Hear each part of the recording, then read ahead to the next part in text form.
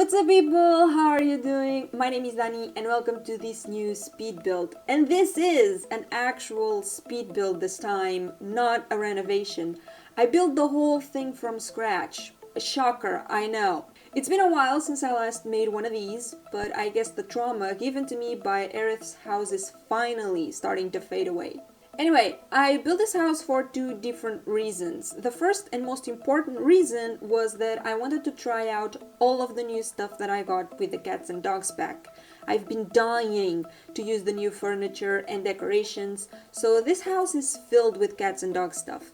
I took every opportunity I had to use objects from the pack instead of the base game objects. The doors, the windows, the dining area, the living room, the bedrooms, even the bathrooms are all furnished with cats and dog stuff. The house feels a little bit of a mess because of that. Some objects are not a perfect match to the overall style of the house, but it still works. Now, the house is fairly small given that it's meant for a family of 3, but I still managed to make space for a pet. Initially, I wanted the pet to be a cat because I'm a cat person, I can't help it.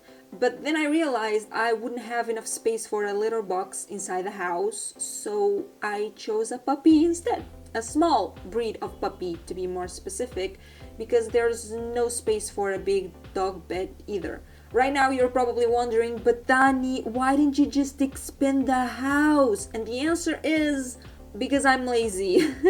I already had the whole floor plan figured out when I realized I wouldn't have enough space for a cat or a big dog, okay? And I didn't feel like rearranging and possibly ruining the house just so I could add a little box or a bigger bed.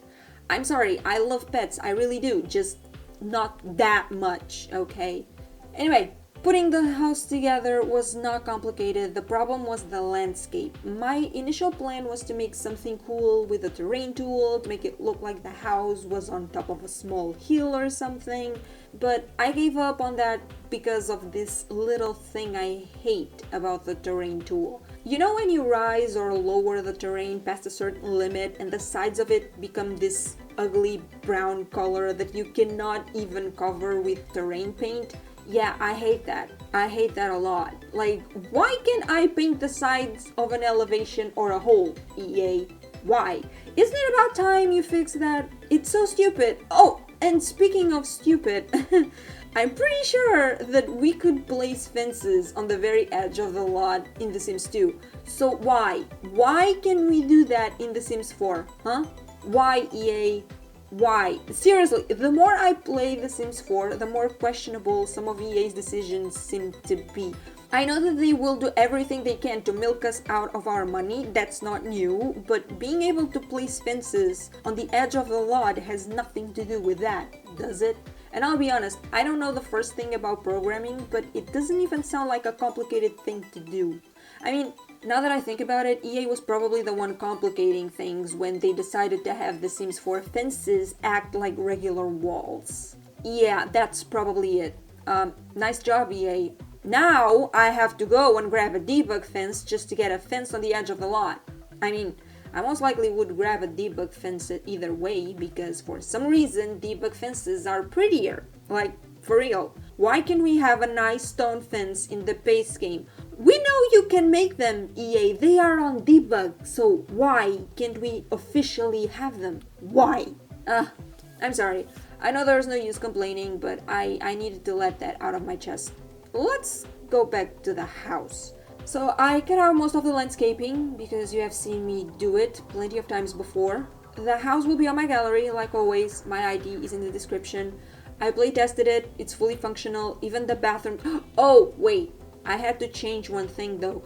You will see me place a second bed for pets in the master bedroom because I wanted to put something in that corner. It was looking very empty, but I had to get rid of it because the Sims couldn't go past it to use the chair, the wardrobe, or the mirror.